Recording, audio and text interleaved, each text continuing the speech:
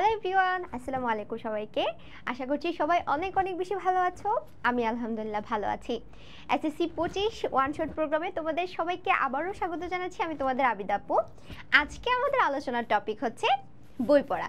দেখিয়ে বুঝতে পারছো, আজকে আমরা বই পড়ার একদম সব কিছু নিয়ে আলোচনা করব। বই পড়ার প্রবন্ধটি নিয়ে আমাদের সবার মধ্যে অনেক ধরনের কনফিউশন আছে, এবং আসলে এই বই পড়ার প্রবন্ধের মাধ্যমে আমাদের লেখক আমাদেরকে কি বোঝাতে চেয়েছেন বা আমাদের কি জানাতে চেয়েছেন, এটা নিয়েও আমাদের অনেকের অনেক ধরনের সমস্যা থাকতে পারে। তো আজকের এই ক্লাসে আমরা পুরো গল্পটা নিয়ে একটা সারমর্ম করব। তারপর সিকিউ হ্যাক্স নামে একটা পার্ট রেখেছি, যেখানে কি কি ধরনের সৃজনশীল প্রশ্ন আসতে পারে সেই জিনিসগুলো আমরা জানবো, এবং প্রচুর পরিমাণে বোর্ডের প্রশ্ন সলভ করব। তাহলে এই অধ্যায় সম্পর্কে আমাদের আর কোনো রকমের প্রবলেম থাকবে না।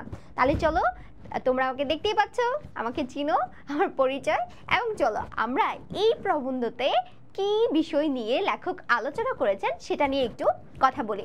আচ্ছা, বই পড়া প্রবন্ধটির নাম শুনলেই আমাদের কাছে মনে হয় আচ্ছা বইয়ের কোনো একটা গুরুত্ব বা বই পড়লে আমাদের কি হবে, এরকম কিছু একটা হয়তো গল্পের মধ্যে বলা হয়েছে। কারণ গল্পের নাম দেখলেই আমরা বুঝতে পারছি যে এখানে বই পড়া সম্পর্কে কিছু একটা বলা হয়েছে।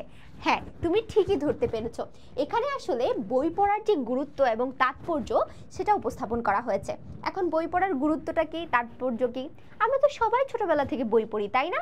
তো এখানে আবার আলাদা করে বই পড়ার গুরুত্বটা বলার কি আছে? মনেই হতে পারে আমাদের এরকম, আমাদের মনে অনেক ধরনের প্রশ্ন চলে আসতে পারে। কিন্তু দেখো, ছোটবেলা থেকে তুমি কয়টা এক্সট্রা বুক পড়েছো বলো তো? আমরা কিন্তু সব সময় ক্লাস 1 থেকে ধরে একদম এই যে ক্লাস 10 পর্যন্ত শুধুমাত্র আমরা স্কুলে যে বইগুলো দিচ্ছে সেগুলোই পড়ছি। আমরা কি আলাদা করে কোনো গল্পের বই পড়ে থাকি, কোনো উপন্যাসের বই পড়ে থাকি, কোনো কবিতার বই পড়ে থাকি? পড়ি না, কারণ সেগুলো আমাদের দৈনন্দিন জীবনে কাজে লাগে না, এই জন্যই কিন্তু আমরা পড়ি না। আমরা সব সময় শুধুমাত্র সার্টিফিকেটের জ্ঞান অর্জন করার জন্য আমরা সব সময় শুধু মুখস্থ করতে থাকি। এই ব্যাপারটাকে আমাদের যে লেখক প্রমোদ চৌধুরী, তিনি এই যে ব্যবস্থাটা আছে সেটার সমালোচনা করেছেন যে না, শুধুমাত্র প্রাতিষ্ঠানিক শিক্ষা অর্জনের জন্য আমাদের বই পড়া উচিত না, আমাদের আরও এক্সট্রা জ্ঞান অর্জনের জন্য, আমাদের মনকে শান্ত করার জন্য, আমাদের মস্তিষ্ককে ভালো রাখার জন্য আমাদের বই পড়ার গুরুত্ব এবং তাৎপর্য অপরিসীম। ঠিক আছে? এবং চলো, এই যে বই পড়া যে প্রবন্ধটি আছে, এখান থেকে পরীক্ষায় কী ধরনের সৃজনশীল প্রশ্ন আসতে পারে সেটা তোমাদেরকে আমি আজকে শিখিয়ে দিব। সেটাকে বলা হচ্ছে সিকিউ হ্যাক্স। এখন প্রথমত দেখো, 1 নম্বরের অপশন আমি কি রেখেছি, একটু মনোযোগ দাও। বলা হয়েছে আত্মিক উন্নতি বিধানে বা যথার্থ শিক্ষিত হতে আত্মার সমৃদ্ধির জন্য বই পড়ার গুরুত্ব। এখন দেখো, তোমার প্রশ্নে, পরীক্ষার প্রশ্নে এমন একটা প্রশ্ন দেওয়া থাকতে পারে যেখানে হয়তো বই পড়ার কোনো গুরুত্ব নিয়ে আলোচনা করা হচ্ছে, অথবা দেখা গেছে এমন একটা ছেলে অথবা একটা মেয়ের কথা বলা হচ্ছে যে সবসময় ভালো ভালো বই পড়ে এবং তার এক্সট্রা জ্ঞান অর্জন করছে। তো এই ব্যাপারগুলোর সাথে তোমাকে বলা হতে পারে গ এবং ঘ নাম্বার প্রশ্নে যে উদ্দীপকের সাথে তোমার পাঠ্য বইয়ের কোন গল্পের মিল আছে। তাহলে তুমি বই পড়ার গুরুত্ব দেখেই, লাইব্রেরির গুরুত্ব দেখে সেটা বুঝতে পেরে যাবে যে এটা তোমার পাঠ্য বইয়ের বই পড়ার অন্তর্ভুক্ত, এবং সেখানে কোন পার্টের সাথে সেটা গুরুত্বপূর্ণ। এখন যদি বলা হয়ে থাকে, ধরো তুমি একজন ছেলে যার নাম হচ্ছে কি বলতে পারি আমরা, সাকিব বলতে পারি। সাকিব নামের একটা ছেলে যে সবসময় অনেক বেশি বই পড়ে, সে প্রাতিষ্ঠানিক বইয়ের পাশাপাশি এক্সট্রা বই পড়ে থাকে, তাহলে কি তার জ্ঞান অর্জনের ক্ষেত্রে এই বইটা অনেক বেশি গুরুত্বপূর্ণ ভূমিকা রাখছে। তাহলে আমরা বলবো উদ্দীপকের যে বিষয়টি আছে সেই বিষয়টির সাথে আমার পাঠ্য বইয়ের আত্মিক উন্নতি সাধনে বা যথার্থ শিক্ষিত হতে বা আত্মার সমৃদ্ধির জন্য বই পড়ার যে গুরুত্ব কতটুকু সেই অংশটার সাথে সম্পর্কযুক্ত। ঠিক আছে? তারপরে 2 নম্বর দেখো, শিক্ষার ফল হাতে হাতে পাওয়ার প্রবণতা। এমন দেখা যেতে পারে যে এরকম একজন চরিত্রের কথা বলা হলো যে ক্লাসে সবসময় বই নিয়ে ব্যস্ত থাকে, মানে ক্লাসের পড়া নিয়ে ব্যস্ত থাকে, সে কখনো বাইরে যায় না, সে কোনো লাইব্রেরিতে গিয়ে পড়তে যায় না। তো এই ব্যাপারগুলোর জন্য দেখা যায় যে বলা হইতে পারে গ এবং ঘ নাম্বার প্রশ্নে উদ্দীপকের ব্যক্তির সাথে তোমার পাঠ্য বইয়ের কোন গল্পের মিল আছে এবং কোন চরিত্রের দিক থেকে মিল আছে। তখন সেক্ষেত্রে আমরা কি বলবো? আমরা বলবো যে শিক্ষার ফল হাতে হাতে পাওয়ার যে প্রবণতা, এই দিক থেকে উদ্দীপকের সাথে আমার পাঠ্য বইয়ের বই পড়া গল্পের একটা মিল দেখতে পাচ্ছি এইভাবে। তারপরে দেখো যদি এরকম হয় যে বই পড়ার গুরুত্ব নিয়ে বলা হচ্ছে, সাহিত্য পড়ার গুরুত্ব নিয়ে কথা বলা হচ্ছে, তখন তুমি বলবা যে উদ্দীপকের বিষয়টির সাথে আমার পাঠ্য বইয়ের যেই বই পড়া গল্পটি আছে সেখানে সাহিত্য চর্চার যে গুরুত্ব সেই গুরুত্বের বিষয়টিকে উল্লেখ করা হয়েছে। দেখো এভাবে আমি তোমাদেরকে ঠিক 5টা পয়েন্ট করে দিয়েছি। এই 5টা পয়েন্টের বাইরে সৃজনশীল আর কোনো প্রশ্ন আসবে না, এটা একদম তোমরা ধরে নিয়ে রাখতে পারো যে শিক্ষার প্রকৃত যে উদ্দেশ্য অর্জনে যে ব্যর্থতা বা বিদ্যা গলাধকরণ এরকম হতে পারে যে কোনো একটা স্কুলের শিক্ষক সে সারাক্ষণ শুধুমাত্র তোমাদেরকে পড়াচ্ছে অথবা তোমার মা অথবা তোমার বাবা সারাদিন ধরে তোমাকে শুধু বই পড়ার ক্ষেত্রে অর্থাৎ স্কুলের বই পড়ার ক্ষেত্রে তোমাকে অনেক বেশি জোর দিচ্ছে, তাহলে সেই দিকটাতে পাঠ্য বইয়ের সাথে কোন দিকের মিল আছে? এই যে শিক্ষা যে গলাধকরণ, যে বেশি বেশি করে মুখস্থ করার যে ব্যাপারটা, এই মুখস্থ করার ব্যাপারটাকে কিন্তু উদ্দীপকের সাথে তোমার পাঠ্য বইয়ের একটা মিল আছে, এইভাবে কিন্তু তুমি বলতে পারো। এবং সর্বশেষে দেখো আমাদের পাঠ্য বইয়ে কিন্তু আমরা দেখেছিলাম যে লাইব্রেরি প্রতিষ্ঠার যে গুরুত্ব সেই গুরুত্বটার কথা কিন্তু বলা হয়েছিল, তাই না? তো এই লাইব্রেরি প্রতিষ্ঠা কেন প্রয়োজন? কারণ আমরা যদি বই পড়তে চাই তাহলে আমাদের কিন্তু প্রচুর পরিমাণে লাইব্রেরির দরকার হবে এবং সেই লাইব্রেরি থেকে কিন্তু আমরা কি করতে পারবো, আমাদের মন মতো আমাদের পছন্দের বইগুলো পড়তে পারবো এবং সেখান থেকে আমরা জ্ঞান অর্জন করতে পারবো। তাহলে দেখো এক্ষেত্রে তোমাদের যে দুটো জিনিস একটু মাথায় রাখতে হবে, সেটা হচ্ছে তোমার পাঠ্য বইয়ের কোন গল্পের সাথে মিল আছে সেটা তোমাকে বলতে হবে, এবং দ্বিতীয়ত কোন টপিকের সাথে মিল আছে, কোন বিষয়টির সাথে সেটা সামঞ্জস্যপূর্ণ সেটা কিন্তু তোমাকে এক কথায় উত্তর দিতে হবে। তাহলে তুমি কিন্তু একটা সৃজনশীল প্রশ্নে 10-এ 10 পাওয়া কিন্তু সম্ভব। যদি তুমি জ্ঞানমূলক অ্যান্সার করতে পারো তাহলে একটা প্রশ্নে কি তুমি 10-এ 10 পাবা, এটা 100% তোমাকে গ্যারান্টি দিয়ে দিচ্ছি। কিন্তু তুমি যদি এরকম বলো যে উদ্দীপকের সাথে আমার পাঠ্য বইয়ের বই পড়া প্রবন্ধের মিল আছে, নিচে বিশ্লেষণ করা হলো, তাহলে কিন্তু তোমাকে এখানে টিচার ফুল মার্ক দিবেন না। যদি তুমি কোন বিষয়ের সাথে সামঞ্জস্য আছে, সেটা কি সাহিত্য চর্চার গুরুত্বের প্রতি, নাকি লাইব্রেরি প্রতিষ্ঠার গুরুত্বের প্রতি, নাকি হচ্ছে তোমার এই যে শিক্ষা যে গলাধকরণ প্রক্রিয়ার সাথে মিল আছে, নাকি আত্মিক বিধানে বা সুশিক্ষিত হতে বই পড়ার গুরুত্ব এই বৈশিষ্ট্যের সাথে মিল আছে, এই সব কিছু যদি তুমি ডাইরেক্ট যদি লিখতে পারো তাহলে কিন্তু তুমি ফুল মার্ক পেয়ে যাবে ইনশাল্লাহ। তাহলে আশা করছি এই পুরো গল্পটা সারমর্মটা তোমরা বুঝে গেছো এবং সারমর্মের সাথে সাথে তোমরা সিকিউ হ্যাক্সও শিখে গেছো। এখন আমরা কি নিয়ে আলোচনা করব? বরাবরের মতো আমরা বিগত সালের যে প্রশ্নগুলো আছে সেগুলো সলভ করার চেষ্টা করব এবং সেখান থেকে আরো নতুন নতুন অনেক জিনিস শেখার চেষ্টা করব। বিগত সালের প্রশ্নগুলো থেকে আমরা কেন বেশি বেশি পড়ব? কারণ এগুলো থেকে প্রচুর পরিমাণে প্রশ্ন রিপিট হয়। এবং তোমাদেরকে আরেকটা কথা বলে দিচ্ছি, এই পুরো গল্পতে, এই বই পড়া গল্পটার কিন্তু প্রত্যেক বছর প্রত্যেকটা বোর্ডেই এখান থেকে প্রশ্ন আসতে দেখা যায়। তাহলে তোমরাও ধরে নিয়ে রাখতে পারো যে তোমাদের বোর্ডেও এই টপিক থেকে 100% প্রশ্ন চলে আসবে। তাহলে চলো আজকে প্রচুর পরিমাণে কোশ্চেন সলভ করব। এখন আমরা চলে যাব আমাদের প্রথম প্রশ্নে। বলা হচ্ছে কিসের স্পর্শে মানুষের মন প্রাণ সঞ্জীব সতেজ ও সরাগ হয়ে ওঠে? এটা বই পড়া প্রবন্ধের একটা লাইন থেকে প্রশ্নটা করা হয়েছে। সেখানে লেখক বলেছিলেন যে আমরা যখন আনন্দের সংস্পর্শে আসি, আমাদের মন আমাদের প্রাণ যখন আনন্দ খুঁজে পায় তখন কি হয়, আমাদের শরীরে একটা চাঙ্গা ভাব আসে না? এখন দেখো তোমার পরীক্ষা খারাপ হয়ে গেছে, তোমার মন ভীষণ খারাপ, পড়াশোনায় মন বসছে না। এখন যদি তোমাকে 5 স্টার হোটেলে নিয়ে আমি খাওয়াই তাহলে কি তোমার মন ভালো থাকবে? অবশ্যই ভালো হবে না।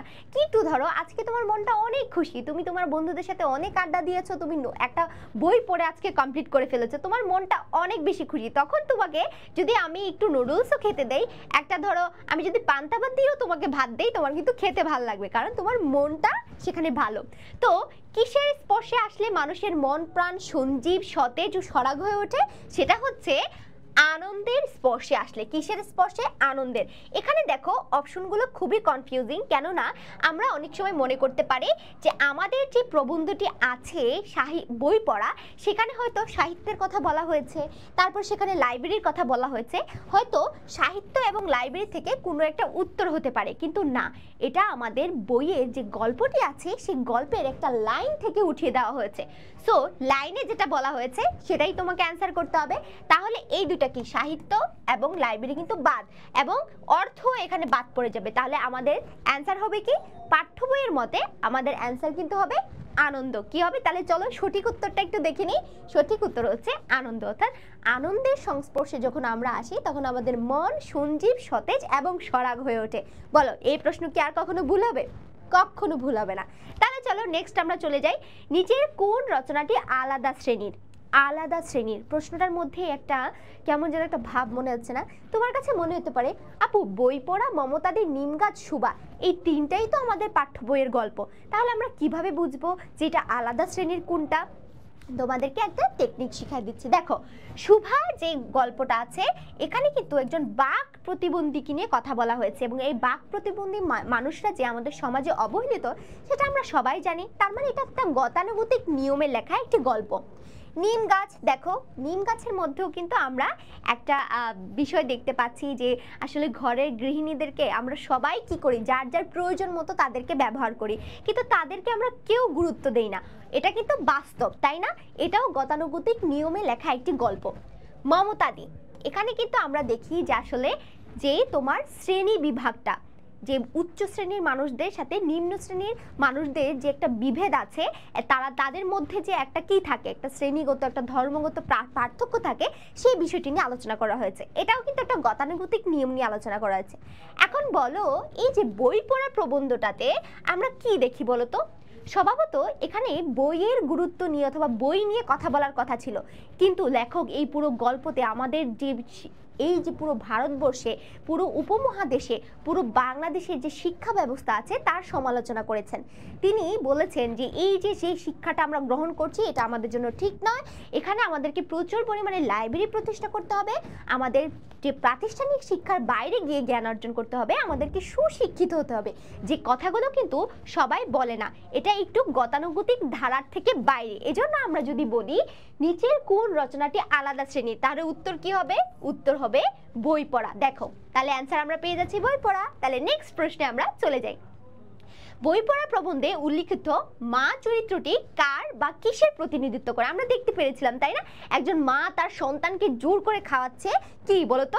গরুর দুধ খাওয়াচ্ছে। এখন বাচ্চার তো মায়ের দুধ প্রয়োজন, কিন্তু তার মা মনে করছে যে গরুর দুধটা তার জন্য বেশি গুরুত্বপূর্ণ, এজন্য তাকে এক ঢুকের পর এক ঢুক, এক ঢুকের পর এক ঢুক দিচ্ছে, এবং যখন খাওয়ানো হয় তখন সেটা বমি করে দেয়। তখন আমরা কিন্তু দেখি যে এই যে মা চরিত্রটি, এই মা চরিত্রটির সাথে আমাদের দেশের কোন ব্যবস্থার একটা মিল আছে বলতো? আমরা কিন্তু দেখতে পাচ্ছি।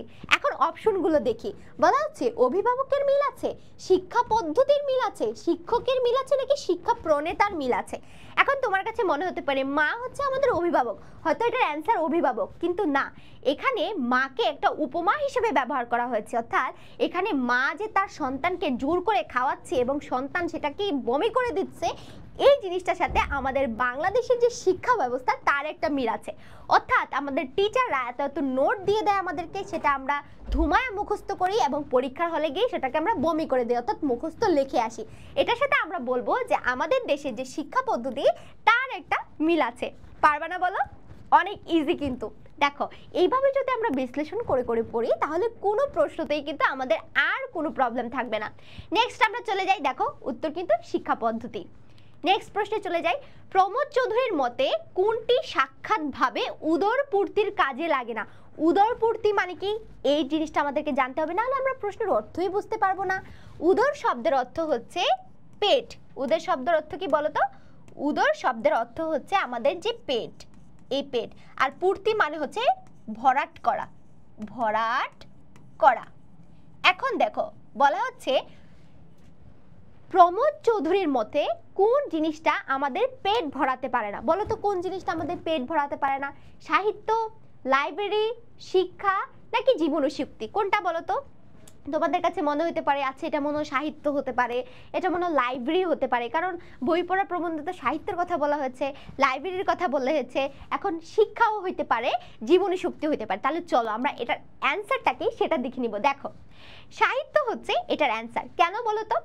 এখন এই যে দেখো শিক্ষা, আমরা যখন পড়াশোনা করি, পড়াশোনা করার পর কিন্তু আমরা চাকরি করি, চাকরি করার ফলে কি হয়? আমরা অর্থ উপার্জন করি, সেটা কিন্তু আমাদের পেট ভর্তি করার ক্ষেত্রে কাজে লাগে।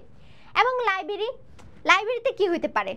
লাইব্রেরিতে অ্যান্সার কেন হবে না সেটা আমি সাহিত্যের সাথে তোমাকে সম্পৃক্ত করে দেবো, এবং জীবনী শক্তি এটাও কিন্তু অ্যান্সার হবে না। দেখো সাহিত্য কোথায় পাওয়া যায়? সাহিত্য কিন্তু লাইব্রেরিতে পাওয়া যায়। তার মানে লাইব্রেরিটাও কিন্তু আমাদের উদরপূর্তির কাজে লাগে না, কিন্তু লাইব্রেরির আগে গুরুত্ব পাবে কোনটা? লাইব্রেরির আগে গুরুত্ব পাবে সাহিত্য। দেখো কারণ সাহিত্য কোথায় থাকে? সাহিত্য লাইব্রেরিতে থাকে, কারণ বই কোথায় সাজানো থাকে? লাইব্রেরিতে সাজানো থাকে। এই জন্য আমরা যখন বলবো যে আমাদের কোন জিনিসটা উদরপূর্তি মানে আমাদের পেট ভরাতে পারে না, সেটা হচ্ছে সাহিত্য। দেখো তুমি যদি সারাদিন ধরে শরৎচন্দ্র চট্টোপাধ্যায়ের, রবীন্দ্রনাথ ঠাকুরের গল্প পড়তে থাকো, কবিতা পড়তে থাকো, তোমার কি পেট ভরবে? কখনো কিন্তু পেট ভরবে না।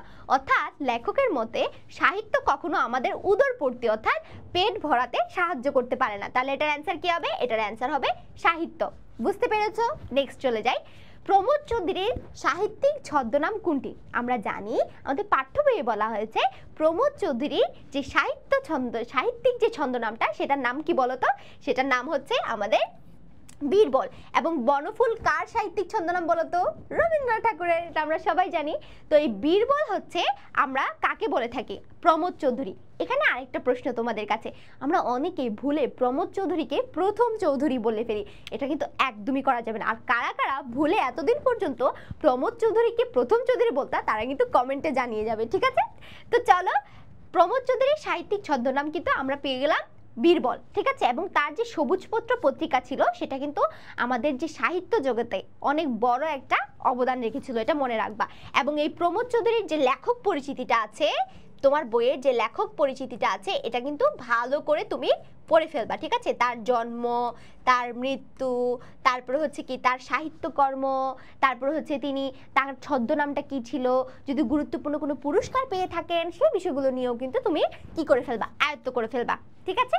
তারপরে দেখো বই পড়ার প্রবন্ধে বই পড়ার অভ্যাস বৃদ্ধি করার জন্য লেখকের পরামর্শ কি ছিল? আমরা যদি বই পড়তে চাই আমাদের কি করতে হবে? অবশ্যই যেখানে বই আছে সেখানে যেতে হবে। এখন বই কোথায় থাকে বলো তো? নিয়মিত বই কিনাতে যাইতে হবে, বেশি বেশি লাইব্রেরি প্রতিষ্ঠা করতে হবে, বেশি করে বই প্রকাশ করতে হবে, নাকি বই বেচা কেনার জন্য সেমিনার করা লাগবে? বই বেচা কেনার জন্য সেমিনার এখানে তো কখনোই আমরা যাব না, জানি। বেশি করে বই প্রকাশ করা, যদি এত এত বই প্রকাশ করি কিন্তু আমরা যদি না কিনি তাহলে সেটাকে কখনো পড়বো? আমরা পড়বো না, তাহলে এটাও বাদ। নিয়মিত বই কেনা, নিয়মিত বই কিনে যদি আমরা না পড়ি তাহলে সেটার কি কোনো গুরুত্ব আছে? হাত নাই। তাহলে অ্যান্সার কি হবে? অ্যান্সার হবে আমাদের বেশি বেশি লাইব্রেরি প্রতিষ্ঠা করা। অর্থাৎ আমরা যদি দেখো তুমি একটা রাস্তা দিয়ে প্রত্যেকদিন স্কুলে যাচ্ছ, সেই রাস্তায় 2টা লাইব্রেরি আছে, তোমার কি একদিনও মনে হবে না যে একটু লাইব্রেরিতে গিয়ে দেখি তো কি কি বই আছে? তো যত বেশি লাইব্রেরি থাকবে আমাদের সামনে, আমরা কিন্তু তত বই পড়ার প্রতি আগ্রহ জন্মাবে আমাদের। এই জন্য লেখক বলেছেন বই পড়ার অভ্যাস আমাদের বৃদ্ধি করার ক্ষেত্রে বেশি বেশি করে লাইব্রেরি প্রতিষ্ঠা করতে হবে। তারপরে চলে যাই, সাহিত্যের মধ্যে আমাদের জাত মানুষ হবে বলতে লেখক কি বুঝেছেন? লেখক বলেছেন, দেখো কত বড় একটা কথা বলেছেন, যে সাহিত্য যদি আমরা পড়ি, এই সাহিত্যের মধ্যে আমরা আমাদের এই যে জাত মানে হচ্ছে আমাদের যে জাতি গোষ্ঠীটা আছে, এই পুরো গোষ্ঠীটা মানুষ হবে, অর্থাৎ মানুষে রূপান্তরিত হবে। কিসের মাধ্যমে? সাহিত্য পড়ার মাধ্যমে। এটা কিন্তু বলে নাই যে পরীক্ষায় যে প্রশ্নগুলো আসে সেগুলো পড়লে আমরা মানুষ হতে পারবো, সেটা কিন্তু বলে নাই। বলা হয়েছে সাহিত্য পড়ে আমরা কিন্তু কি হইতে পারবো? মানুষ হইতে পারবো। এখন দেখো অনেক বড় একটা কথা বলেছে, এটা কিসের সাথে সম্পর্কযুক্ত? মানসিক প্রফুল্লতা অর্জন, মানবিক চেতনা সৃষ্টি, বুদ্ধিবৃত্তিকে জাগানো, নাকি মানসিক সুস্থতা লাভ করা? দেখো সাহিত্য পড়লে তোমার কি হবে? তোমরা এখনো ছোট, অনেকেই হয়তো সাহিত্য পড়ো নাই, তো যারা বড় হয়ে পড়বা এবং তোমাদের প্রতি অনুরোধ থাকবে অবশ্যই তোমরা সাহিত্য পড়বা। যখন তোমরা কোনো সাহিত্য পড়বা তার মাধ্যমে কিন্তু তোমার ভিতরে যে মানবিক যে চিত্তটা আছে সেটা জাগ্রত হবে। এখন তোমার মনের মধ্যে প্রশ্ন থাকতে পারে, আপু মানবিক চিত্ত মানে কি? মানবিক চিত্ত মানে হচ্ছে তোমার ভিতরে কি মায়া, মহব্বত, কোন জিনিসটা সঠিক, কোন জিনিসটা ভুল, কি তোমার করা উচিত, কি তোমার করা উচিত না, এই জিনিসগুলো কিন্তু তোমার মধ্যে কি হবে? জাগ্রত হবে। তো এই জন্যই বলা হচ্ছে যে মানবিক চেতনা সৃষ্টির জন্য আমাদের কি করতে হবে? আমাদের বেশি বেশি করে সাহিত্য পড়তে হবে। আমরা যদি বেশি বেশি করে সাহিত্য চর্চা করি তখনই কি করতে পারবো? আমাদের মনের ভিতরে আমরা মানবিক চেতনাটা কি করতে পারবো? ক্রিয়েট করতে পারবো। তাহলে এটার উত্তর কি হবে? উত্তর হবে মানবিক চেতনা সৃষ্টি। ঠিক আছে, বুঝতে পেরেছো? নেক্সট প্রশ্নে চলে যাই। বই পড়া প্রবন্ধে প্রমোদ চৌধুরীর মতে আমাদের নির্জীব করেছে। নির্জীব করে ফেলা মানে কি? নির্জীব করে ফেলা মানে হচ্ছে মানে কোনো কাজ করতে ইচ্ছে করে না, মানে অলস করে ফেলা। কি করে ফেলা? অলস। আমি যদি একদম সহজ কথায় বলতে চাই, অলস করে ফেলা মানে অলস হয়ে যাওয়া, কিছু পড়তে ভাল লাগে না, কিছু করতে ভাল লাগে না। তো বই পড়া প্রবন্ধে প্রমোদ চৌধুরীর মতে আমাদের নির্জীব করে ফেলছে কোন জিনিসটা বলো তো? তোমার কাছে মনে হয় না যে আমি ছোটবেলায় এত দৌড়াতাম, এত খেলাধুলা করতাম, কিন্তু এখন আমার কিচ্ছু ভাল লাগে না, আমার কারোর সাথে কথা বলতে ভাল লাগে না, আমার বাইরে খেলতে ভাল লাগে না, আমার কিচ্ছু ভাল লাগে না। এটা কেন ভাল লাগে না বলো তো? এই যে নির্জীবতা, এটা কেন ক্রিয়েট হয়ে গেছে? দেখো, অর্থের জন্য, শিক্ষার জন্য, অভিভাবকের জন্য নাকি শিক্ষকের জন্য? এটার উত্তর হচ্ছে লেখক বলেছেন আমাদের যে বর্তমান শিক্ষা ব্যবস্থা, এই শিক্ষা ব্যবস্থার জন্য আমরা শুধু মুখস্থ করতে থাকি, সারাদিন বইয়ের মধ্যে মাথা গুজাই দিতে থাকি। আমাদের মা বাবারা আমাদেরকে সারাদিন বই পড়ো বই পড়ো বই পড়ো, রেজাল্ট ভালো করতে হবে, এরকম করে চাপ দিতে থাকে, যার কারণে আমরা নির্জীব হয়ে যাই, আমাদের আর কোনো কাজ করতে ভালো লাগে না। তো এটার উত্তর কি হবে? এটার উত্তর কিন্তু হবে শিক্ষা। অর্থাৎ এই যে বর্তমান শিক্ষা ব্যবস্থা, সেটার জন্য আমরা দিন দিন নির্জীব হয়ে যাচ্ছি। তারপরে দেখো লেখক কি বলতেছেন। বই পড়ার প্রবন্ধ অনুসারে জাতির প্রাণের যথার্থ স্ফূর্তি লাভের উপায় কি? যথার্থ স্ফূর্তি মানে কি? স্ফূর্তি মানে হচ্ছে স্পিরিট আসা। আমাদের একটা জাতির মধ্যে একটা স্পিরিট কখন আসবে বলো তো? কখন সম্ভব? লেখক কি বলেছেন বই পড়া প্রবন্ধে? উদরপূর্তি করানোর মাধ্যমে। অর্থাৎ তুমি পেট ভরে ভাত খেলে কি তোমার মধ্যে একটা স্পিরিট আসবে? আমরা তো অনেক সময় দেখা যায় পেট ভরে ভাত খেলে আমাদের ঘুম চলে আসে। আচ্ছা, মনকে সজাগ ও সবল রাখা, শিক্ষার উল্টো টান টানা, কাব্য চর্চা করা। দেখো, আমরা আমাদের যে জাতিটা আছে তাদের প্রাণ যথার্থ স্ফূর্তি অর্থাৎ যথার্থ স্পিরিটটা কখন আসে? যখন আমাদের দেহ ভালো থাকে, আমাদের মন ভালো থাকে, আমাদের মন মানসিকতা ভালো থাকে। অর্থাৎ আমরা যখন আমাদের মনকে সজাগ ও সবল রাখতে পারবো, তখনই কিন্তু আমাদের ভিতরে একটা স্পিরিট আসবে, কাজ করার একটা কি আসবে, একটা মানে আমাদের মনের মধ্যে এখনই কাজ করতে হবে, এখনই পড়াটা শেষ করতে হবে, এখনই বাজারটা করে নিয়ে আসি, এখনই আমার রুমটা গুছায় ফেলি। যখন তোমার মন ভালো থাকবে তখন সব কিছু করতে ভালো লাগবে। সো আমাদের জাতিকে স্ফূর্তি, জাতির যে জাতিসত্তাটা আছে তারা স্ফূর্তি কখন পাবে? যখন তাদের মনকে সজাগ এবং সবল রাখতে পারবে। ক্লিয়ার? নেক্সট প্রশ্নে আমরা চলে যাই। আমাদের দেশে লাইব্রেরির সার্থকতা কিসের চাইতে বেশি? এটা তোমরা সবাই জানো, যারা যারা বই পড়া প্রবন্ধটি পড়েছো তারাই কিন্তু বুঝতে পারবা যে এই লাইনটা লেখক কেন ব্যবহার করেছেন। দেখো, আমাদের দেশে লাইব্রেরির সার্থকতা কিসের চাইতে কম নয়? আচ্ছা, হাসপাতালের চাইতে, স্কুলের চাইতে, কলেজের চাইতে নাকি বিশ্ববিদ্যালয়ের চাইতে? লেখক বলেছেন যে এই যে লাইব্রেরিটা প্রতিষ্ঠা করবেন আপনারা, এই লাইব্রেরির গুরুত্ব কিন্তু হাসপাতালের চেয়ে কোনোভাবে কম না। যেমন আমাদের শরীরে যদি একটা রোগ দেখা দেয়, আমরা কোথায় যাই বলো তো? দৌড়ে হসপিটালে চলে যাই। ঠিক আছে, আমাদের আজকে মাথা ব্যথা, হসপিটালে দৌড়, পা ব্যথা, হসপিটালে দৌড়, আমরা হসপিটালে দৌড়াতে থাকি। কিন্তু যখন আমাদের মন খারাপ থাকে, যখন আমাদের মনে ব্যথা লাগে, যখন আমাদের কোনো কিছু ভাল লাগে না, তখন আমরা কোথায় যাব? তখন কি আমরা হসপিটালে যাই না, রুমের মধ্যে দরজাটা বন্ধ করে চুপটি মেরে বসে থাকে, তাই না? তো লেখক বলছেন এই যে তোমার মনকে ভালো রাখতে হলে, তোমার মস্তিষ্ককে ভালো রাখতে হলে তোমাকে কি, তোমার ভিতরে হচ্ছে সজাগ এবং সবল রাখতে চাইলে তোমাকে বেশি বেশি সাহিত্য পড়তে হবে। সাহিত্য পড়া মানে বেশি বেশি বই পড়া। এবং বই কোথায় পাওয়া যায়? লাইব্রেরিতে পাওয়া যায়। তাহলে আমরা কোথায় যাব? বেশি বেশি লাইব্রেরিতে যাব। অর্থাৎ এই হাসপাতালের চেয়ে কিন্তু লাইব্রেরির গুরুত্ব কোনো দিক থেকে কম নয়। তাহলে আমরা এটার উত্তর কি বলবো? আমরা এটা উত্তর বলবো হাসপাতালে। ঠিক আছে, নেক্সট চলে যাই। নেক্সট প্রশ্নে আমরা, বই পড়া প্রবন্ধে লেখকের মতে নীতির চর্চা কোথায় করা হয়? আচ্ছা বলো তো, নীতির চর্চা আমরা কোথায় করে থাকি? আমরা কি স্কুলে গিয়ে নীতির চর্চা করি? আমরা কি রাস্তাঘাটে নীতি চর্চা করি? গুহার মধ্যে বসে নীতি চর্চা করি? না। নীতিটা মানে কি? নীতি মানে হচ্ছে নৈতিকতা। নীতি মানে কি? নীতি মানে হচ্ছে নৈতিকতা। নৈতিকতা। এখন বলো তো, নৈতিকতা আমাদেরকে কারা শিখিয়ে থাকেন? আমার দাদা দাদি শিখিয়ে থাকেন, বাবা মা শিখিয়ে থাকেন, বড় ভাই শিখিয়ে থাকেন, আমার বোন শিখিয়ে থাকেন, তাই না? ধরো তুমি তোমার মায়ের কাছ থেকে 10টা টাকা নিয়ে চলে গেছো না বলে। এখন তোমার মা বলবেন, বাবা না বলে কিন্তু এভাবে টাকা নেওয়া যায় না, কারণ এটাকে চুরি হিসাবে গণ্য করা হয়। তখন তুমি কি করলা, তুমি বুঝতে পারলা যে না বলে কারো কোনো জিনিস ধরতে নেই, তার মানে এটা একটা চুরি হয়ে যায়। এই যে তুমি নৈতিকতার শিক্ষাটা পেলে, সেটা কোথা থেকে পেলে? আমার নিজের ঘর থেকে, আমার নিজের মা বাবার কাছ থেকে, আমার মুরব্বীদের কাছ থেকে। তাহলে এটার অ্যান্সার কি হবে? মন্দিরে, মসজিদে, ঘরে নাকি গুহায়? তাহলে অ্যান্সার হবে ঘরে। এই যে অ্যান্সার ঘরে। দর্শনের চর্চা কোথায় হয় বলো তো? এখন তোমার কাছে প্রশ্ন চলে আসতে পারে, আপু দর্শন মানে কি?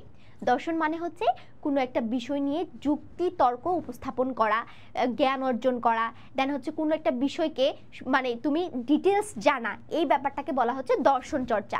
তো এই দর্শন চর্চা একসময় মানুষ কোথায় করতো? গুহায় বসে করতো। কারণ তুমি যখন জনগণের মাঝখানে থাকবে, জনবহুল জায়গা থাকবে, চিল্লাচিল্লির মাঝখানে থাকবে, তখন কিন্তু তুমি কি করতে পারবে না? এই জিনিসগুলো নিয়ে ভাবতে পারবা না। কোনো বিষয় নিয়ে যুক্তি তর্ক এগুলো নিয়ে ভাবতে গেলে একটা কি দরকার? একটা শান্ত পরিবেশ দরকার। যেমন এখন আমরা ঘরে বসে করি, আগেরকার সময়ে যারা হচ্ছে বিভিন্ন দার্শনিক ছিল, তারা গুহায় বসে দর্শন চর্চা করত। তাহলে আমরা কি বলবো? লাইব্রেরিতে, ঘরে, গুহায় নাকি জাদুঘরে? তাহলে অ্যান্সার কি হবে? অ্যান্সার কিন্তু হবে গুহায়। ক্লিয়ার? নেক্সট প্রশ্নে আমরা চলে যাই। ডেমোক্রেসির গুরুরা বলতে প্রমোদ চৌধুরী কাদেরকে বুঝিয়েছিলেন বলো তো? ডেমোক্রেসি শব্দের অর্থকে আগে আমাদেরকে জানতে হবে। ডেমোক্রেসি শব্দের অর্থ হচ্ছে গণতন্ত্র। কি বলতো? গণতন্ত্র। গণতন্ত্র। এবং এই গণতন্ত্র সর্বপ্রথম কারা প্রতিষ্ঠা করেন সেটা কি আমরা জানি? সেটা হচ্ছে ইংরেজরা। ইংরেজরাই কিন্তু সর্বপ্রথম যে গণতন্ত্রের চর্চা করা, অর্থাৎ জনগণের যে একটা মতামত আছে সেটা সরকারকে নিতে হয়, তাই না? জনগণ যেটা চাইবে সেটাই হবে। যেমন ধরো আমরা শেখ হাসিনাকে চাই নাই, তার মানে শেখ হাসিনা পদত্যাগ করে ফেলছে। এখন যদি ইউসুফ সরকারকে আমরা না চাই, তাহলে ইউসুফ সরকারও পদত্যাগ করবে। অর্থাৎ এটা হচ্ছে গণতন্ত্র চর্চা, অর্থাৎ সাধারণ মানুষের মতামত নেওয়া। কিন্তু একটা সময় ছিল যে রাজারা যেটা ভালো মনে করতো তারা সেটাই করত, বাদশারা যারা ছিল তারা যেটা ভালো মনে করতো জনগণের জন্য তারা সেটাই করতো। এখানে জনগণের কথার কোনো গুরুত্ব ছিল না। কিন্তু এটাকে চেঞ্জ করেছিল কারা? এটাকে চেঞ্জ কিন্তু করেছিল ইংরেজরা। তার মানে ডেমোক্রেসির যে গুরুরা, তাদের কথা বলতে আসলে লেখক ইংরেজদেরকে বুঝিয়েছেন। কাদেরকে বুঝিয়েছেন? ইংরেজদেরকে বুঝিয়েছেন। তারপরে চলে যাই আমরা সাহিত্য চর্চার আনন্দ থেকে বঞ্চিত হওয়ার অর্থ কি বলতো? আমরা কেন সাহিত্য চর্চার আনন্দটা থেকে বঞ্চিত হয়ে যাই? সাহিত্য চর্চা করতে আমাদের কেন ভাল লাগে না? আমাদের গল্প পড়তে ভাল লাগে না, উপন্যাস পড়তে ভাল লাগে না, কবিতা পড়তে ভাল লাগে না, আমাদের শুধু ফোনে গেম খেলতে ভাল লাগে, ফোনে স্ক্রলিং করতে ভাল লাগে, এই তো ভাল লাগে, তাই না? তো এই সাহিত্য চর্চার আনন্দটা, এই সাহিত্য পড়লে যে আমাদের মনের মধ্যে একটা আনন্দ সৃষ্টি হয়, সেটা আমরা কেন ফিল করতে পারি না বলো তো? জাতির জীবনী শক্তি হ্রাস করা হয় বলে, সমাজের জীবনী শক্তি হ্রাস করা হয় বলে, জ্ঞানের ভান্ডার শূন্য করা, ধনের ভান্ডার শূন্য করা। এখানে দেখো, আমাদের যখন নিজেদের জীবনী শক্তিটা, মানে আমরা আসলে জীবনের মানেটাই বুঝি না, আমাদের আসলে কি করা উচিত, আমরা কিভাবে নিজেদেরকে আপডেট করতে পারবো, কিভাবে আমরা এই পৃথিবীর মানুষের সাথে তাল মিলিয়ে চলতে পারবো, সেটা কিন্তু আমরা অনুভব করি না। আমরা সারাদিন বন্ধুদের সাথে গেম খেলতে পছন্দ করি, ফেসবুকে কারো কমেন্টে রিপ্লাই দিতে পছন্দ করি, লাইক দিতে পছন্দ করি, কিন্তু এটা একটা জাতির লক্ষ্য কখনো হতে পারে না। এই যে ধরো, আমরা যখন আমাদের লক্ষ্যটাকে ভুলে যাই, আমাদের কি করা উচিত সেই জিনিসটাকে যখন আমরা ভুলে যাই, তখনই কিন্তু আসলে এই সাহিত্য চর্চার আনন্দটা আমরা আর খুঁজে পাই না। কি পাই না? সাহিত্য চর্চার আনন্দ আমরা আর খুঁজে পাই না। তাহলে অ্যান্সার কি হবে? অ্যান্সার হবে জাতির জীবনী শক্তি হ্রাস করা। জাতির জীবনী শক্তি হ্রাস করা। তারপর চলো নেক্সট প্রশ্নে চলে যাই। আচ্ছা, এখানে একটা কি দেওয়া হচ্ছে? একটা অনুচ্ছেদ দেওয়া হয়েছে এবং সেখান থেকে কিছু প্রশ্নের উত্তর দিতে হবে, ঠিক আছে? তো চলো আমরা একটু অনুচ্ছেদটা পড়ে নেই। রিমা একজন সচেতন মা। রিমা একজন সচেতন মা। তার একমাত্র মেয়ে আনু অষ্টম শ্রেণীতে পড়ে। তিনি আনুকে পাঠ্য বইয়ের পাশাপাশি অন্য বই পড়তে বলেন। বিভিন্ন উপলক্ষে মেয়েকে তিনি বই উপহার দেন। এরকম মা বাবা আসলে খুব কম আছে। যেমন আমার মা বাবা কখনোই আমাকে কোনো বই গিফট করে নাই, কখনো না। এটা আমার সাথেও হয়েছে। আমার বাবা সারা জীবন আমাকে শুধু বলেছে যে স্কুলের বই পড়ো, স্কুলে ফার্স্ট হইতে হবে, রোল 1 হইতে হবে, বৃত্তি পাইতে হবে, A+ পাইতে হবে। কিন্তু তারা কখনো আমাকে বলে নাই যে তোমাকে সাহিত্য চর্চা করতে হবে, তোমাকে বেশি বেশি উপন্যাসের বই পড়তে হবে, গল্পের বই পড়তে হবে। এটা কিন্তু বলে নাই। কিন্তু দেখো, আমি যখন বড় হব, আমি যখন মা বাবা হব, আমি যখন কারো মা হব, তখন কিন্তু আমি আমার সন্তানকে কি করব? সাহিত্য চর্চার জন্য বলবো। তো তোমরা যারা আছো, তোমরাও কিন্তু সেই কাজটা করবা। যদি তোমার মা বাবা না করে থাকে, তোমরা যখন মা বাবা হবা, তখন কিন্তু তোমরা সেটা অ্যাপ্লাই করবা। তো দেখো, বই পড়া প্রবন্ধের আলোকে এই যে রিমার মধ্যে কোন উদ্দেশ্যটা লক্ষণীয়, এখানে রিমা হচ্ছে ওই যে আমাদের কার মা বলো তো, আনুর মা। এখন এই আনুর মায়ের মধ্যে আমরা কোন উদ্দেশ্যটা দেখতে পাচ্ছি, মানে তিনি কি উদ্দেশ্যে তার মেয়েকে বই পড়াতে চাচ্ছেন বলো তো? আনুকে যথার্থ শিক্ষিত করার জন্য, আনুর জ্ঞান পরিপূর্ণ করার জন্য, আনুর পরীক্ষার ফল ভালো করার জন্য, আনুকে সকল বিষয়ে পারদর্শী করার জন্য। বলো তো আনুকে কিসের জন্য তিনি আসলে এই যে সাহিত্যের বই পড়াচ্ছেন? কেন? তোমার ভিতর কিন্তু কনফিউশন, এই দুইটা তো হবে না, আমরা জানি কনফিউশন কিন্তু কাজ করছে এই দুইটার মধ্যে। আনুর জ্ঞান পরিপূর্ণ করার জন্য, আনুকে যথার্থ শিক্ষিত করার জন্য। আচ্ছা, জ্ঞান অর্জনটা আমরা কখন করি বলো তো? যখন আমরা যথার্থ শিক্ষিত হতে পারি তখনই কিন্তু আমাদের জ্ঞান অর্জনটা সম্ভব হয়। এখন আমি জ্ঞান অর্জন করলাম, আমি অনেক বই পড়লাম, কিন্তু আসলে আমি সুশিক্ষায় শিক্ষিত হলাম না, তাহলে সেটা কি আমাদের কোনো কাজে লাগবে? এই জন্যই লেখকরা বলেছেন দুর্জন বিদ্বান হলেও পরিত্যাজ্য। যারা জ্ঞানী মানুষ কিন্তু খারাপ কাজ করে তারা কিন্তু সবসময় পরিত্যাজ্য। এখন তোমার কাছে মনে হতে পারে খারাপ তো কি হয়েছে, উনি তো অনেক ভালো পড়ায়, উনি অনেক পচা কথা বলে, তো কি হয়েছে, উনি তো অনেক ভালো পড়ায়। এটা কিন্তু করা যাবে না। যেই মানুষটা তোমাকে খারাপ পথে নিয়ে যাচ্ছে সে যতই ভালো পড়াক তাকে তুমি অ্যাভয়েড করে চলবা। তো এই ক্ষেত্রে আমাদের উত্তর কি হবে? উত্তর হবে আনুকে যথার্থ শিক্ষিত করার জন্যই কিন্তু আনুর যে তার মা রিমা তিনি কিন্তু তাকে সাহিত্য পড়ার জন্য উৎসাহ করেন, তাই না? তারপরে দেখো নেক্সট প্রশ্নে আমরা চলে যাই। বই পড়ার প্রবন্ধে লেখকের ইচ্ছা আনুর মধ্যে প্রকাশিত হলে আনু কি হবে বলো তো? লেখকের ইচ্ছাটা কি ছিল? আমরা যদি বেশি বেশি বই পড়ি তাহলে আমাদের কি হবে? আমরা স্বশিক্ষায় শিক্ষিত হতে পারবো এবং আমরা জ্ঞান অর্জন করতে পারবো। আমরা হচ্ছে আমাদের মনকে ভালো রাখতে পারবো, আমাদের দেহকে আমরা কি সুস্থ রাখতে পারবো যদি আমরা বেশি বেশি সাহিত্য চর্চা করি। তো বই পড়ার প্রবন্ধে লেখকের যে ইচ্ছাগুলো ছিল সেগুলো কিভাবে আনুর মধ্যে যাবে, মানে আনু তো এখন বই পড়তেছে, এখন আনুর মধ্যে কিভাবে লেখকের ইচ্ছাটা যাবে দেখো তো? স্বশিক্ষিত হবে নাকি নিষ্কর্মার দলভুক্ত? নিষ্কর্মা মানে হচ্ছে যে কোনো কাজের না। এখন আনু যদি বই পড়ে সে কি স্বশিক্ষায় শিক্ষিত হতে পারবে? অবশ্যই পারবে। সে কি নিষ্কর্মার দলভুক্ত হবে, মানে ওকে দিয়ে কোনো কাজ হবে না এরকম কিছু না? ও কিন্তু স্বশিক্ষায় শিক্ষিত হবে, অর্থাৎ সে কিন্তু কাজের। তাহলে এটা ভুল। আত্মার অপমৃত্যু থেকে রক্ষা পাবে অবশ্যই। যেমন ধরো আমাদের আত্মার একটা অপমৃত্যু হয়ে গেছে, তুমি কি সেটা স্বীকার করো? তোমারও কিন্তু আত্মার অপমৃত্যু হয়ে গেছে অলরেডি, কারণ আমরা বই পড়ি না, সারাদিন শুধু স্কুলের বই পড়তে থাকি, মুখস্থ করতে থাকি, এ প্লাস পাইতে হবে, এ প্লাস পাইতে হবে, কিন্তু আমরা কয়টা সাহিত্য পড়ি? তো আমাদের আত্মাটার কিন্তু মৃত্যু হয়ে গেছে, অপমৃত্যু হয়ে গেছে। তো আনু যদি সবসময় বই পড়ে তার ভিতর কিন্তু অপমৃত্যুটা আমরা দেখতে পাবো না। তাহলে আমরা কি বলতে পারি? আমরা বলতে পারি যে 1 এবং 3 হচ্ছে আমাদের সঠিক অ্যান্সার। তাহলে চলো এখন দেখে নিই সঠিক অ্যান্সার কি। সঠিক অ্যান্সার হচ্ছে 1 এবং 3। তাহলে চলো নেক্সট প্রশ্নে চলে যাই। আরেকটা উদ্দীপক চলে আসছে। আজকে কিন্তু আমি বলেছি তোমাদেরকে প্রচুর প্রশ্ন সলভ করাবো। এইভাবে বেশি বেশি প্রশ্ন যখন সলভ করবা আমার সাথে, তখন প্রত্যেকটা অধ্যায় সম্পর্কে কিন্তু তোমরা একদম মাস্টার হয়ে যাবা, অর্থাৎ সেই অধ্যায়ে তোমাদের আর কোনো রকমের কোনো কিছু কনফিউশন থাকবে না। তাহলে চলো, নাসির সাহেব একটি লাইব্রেরি গড়ে তোলেন। কি করেছে? একটি লাইব্রেরি গড়ে তুলেছেন। তিনি মনে করেন যথার্থ শিক্ষিত হতে হলে মনের যে প্রসারতা দরকার, যা বই পড়ার মাধ্যমে সম্ভব। আমরা যদি যথার্থ শিক্ষিত হতে চাই আমাদের মনটাকে অনেক বড় করতে হবে। দেখবা সংকীর্ণ চিত্ত মানুষজন বেশি দূর যেতে পারে না। তোমরা কি সেটা বিশ্বাস করো? আমি বিশ্বাস করি, কারণ আমি দেখেছি আমার কিছু ফ্রেন্ড ছিল যারা কখনো কাউকে নোটস শেয়ার করতো না, কারোর সাথে কথা বলতো না, কাউকে পড়া বুঝাই দিত না, শুধু সারাদিন নিজেই পড়তো, নিজেই নোট করতো আর নিজের পরীক্ষা নিজে দিত। ওরা কিন্তু ভালো জায়গায় চান্সও পায় নাই, এখন হয়তো কোনো একটা কলেজে পড়তেছে, এবং ওদেরকে কিন্তু আমি বেশি দূর আসতেও দেখি নাই। তো এই কাজগুলো তোমরা করবা না, এখান থেকে শিখো যে মনটাকে অনেক বড় করতে হবে, তাহলে তুমি কিছু শিখতে পারবা। যখন তুমি একটা ব্যাক বেঞ্চারের সাথে কথা বলবা তার সম্পর্কে তুমি জানতে পারবা, যখন তুমি একটা ভালো স্টুডেন্টের সাথে গল্প করবা তার যে জ্ঞানের যেই ধাপ সেটা সম্পর্কে তুমি জানতে পারবা, অর্থাৎ প্রত্যেকটা স্টেপে তুমি জ্ঞান অর্জন করতে পারবা। তাহলে সেজন্য তোমার মনটাকে অনেক বড় করতে হবে। তো এই বড় করাটা কিভাবে সম্ভব? শুধুমাত্র বই পড়ার মাধ্যমে। তাহলে দেখো প্রশ্নটা দেখে নিই। উদ্দীপকটি বই পড়া প্রবন্ধের যেই বিষয়ের সাথে সম্পর্কযুক্ত, বই পড়ার প্রয়োজনীয়তা, লাইব্রেরির গুরুত্ব, স্কুল কলেজের গুরুত্ব। না, স্কুল কলেজের গুরুত্ব তো এখানে আমরা দেখতে পাচ্ছি না, আমরা দেখতে পাচ্ছি বই পড়ার প্রয়োজনীয়তা এবং লাইব্রেরির গুরুত্ব। তাহলে অ্যান্সার কি হবে?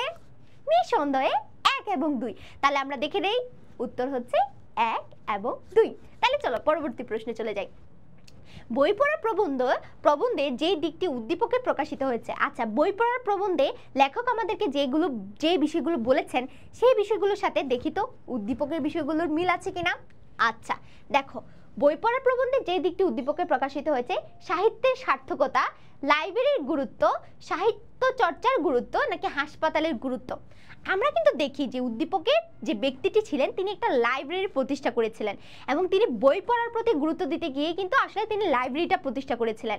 অর্থাৎ এই উদ্দীপকে আমরা কিসের গুরুত্ব দেখতে পাই? আমরা লাইব্রেরির গুরুত্ব দেখতে পাই। ক্লিয়ার?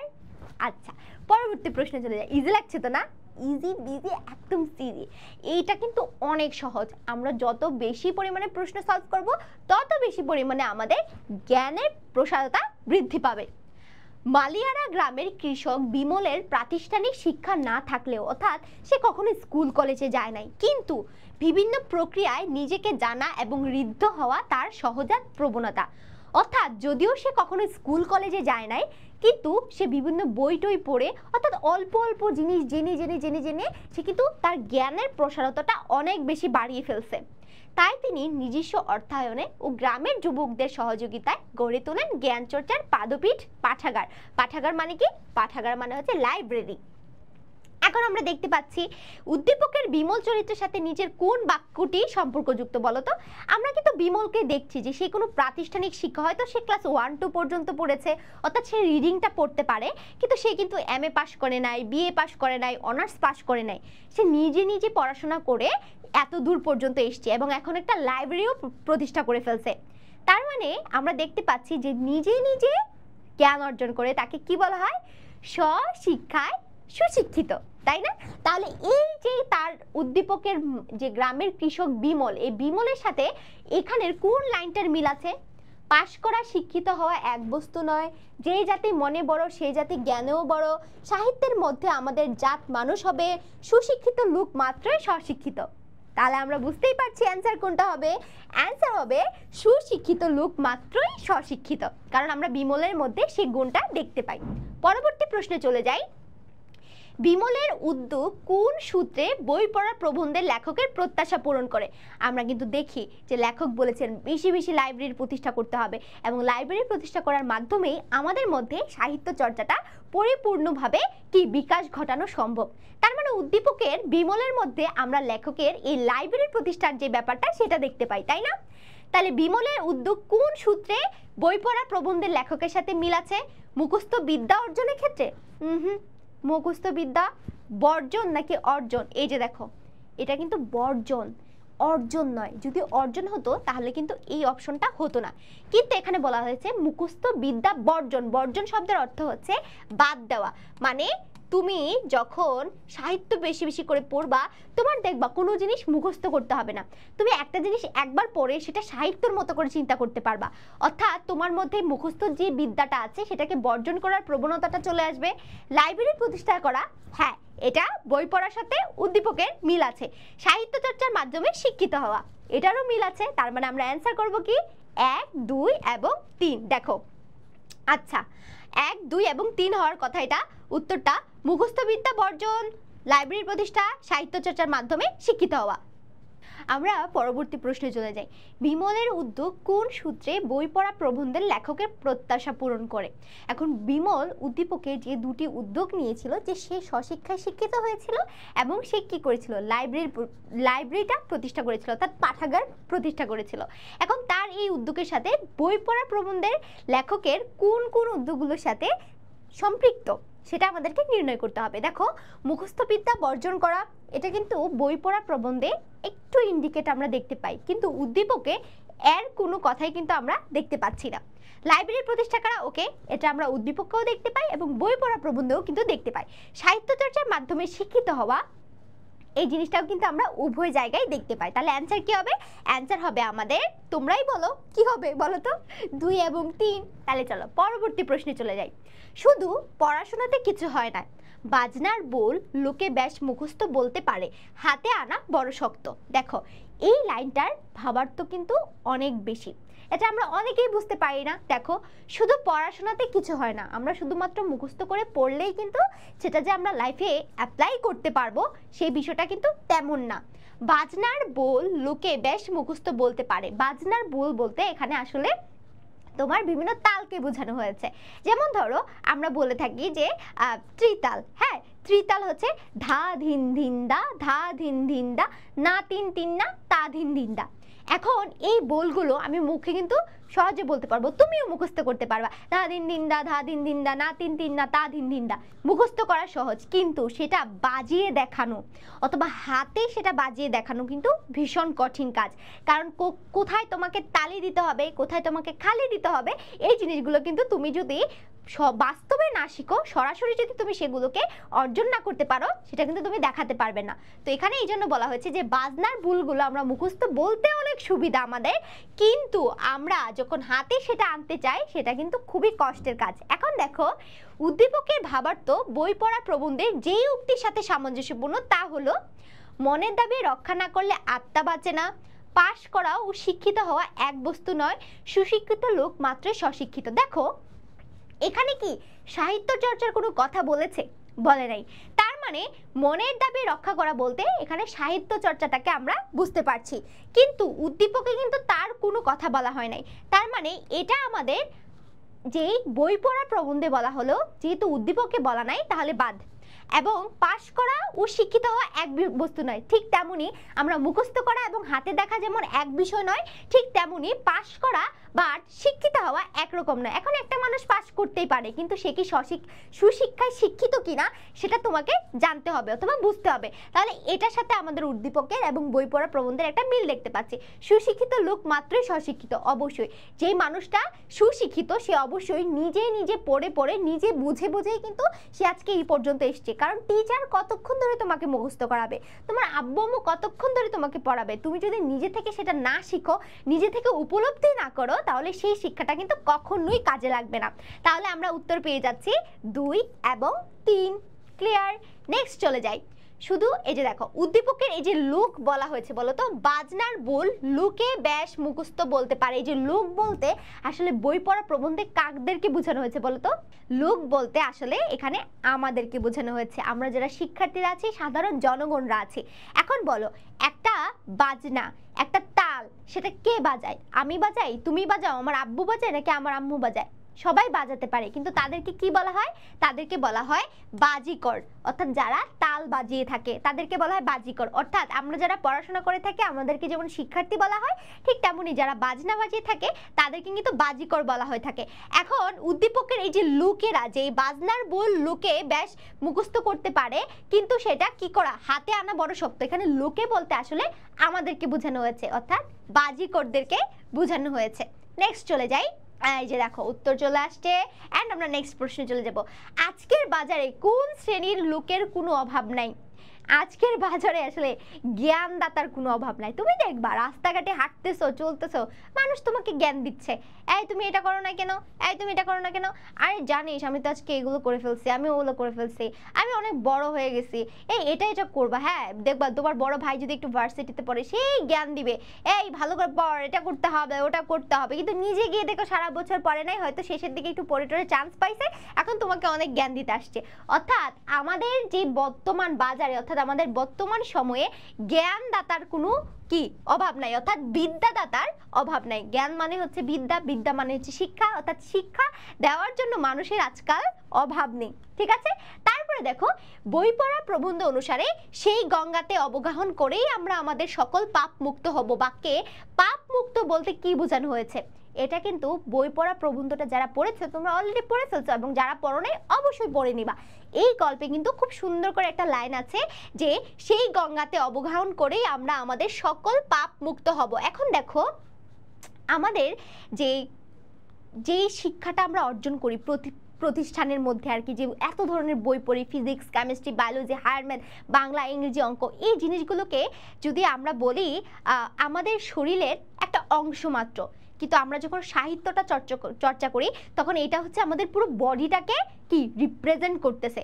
ঠিক তেমনি এখানে বলতেছে এই যে সেই গঙ্গাতে অবগাহন করি আমরা আমাদের সকল পাপ মুক্ত হব।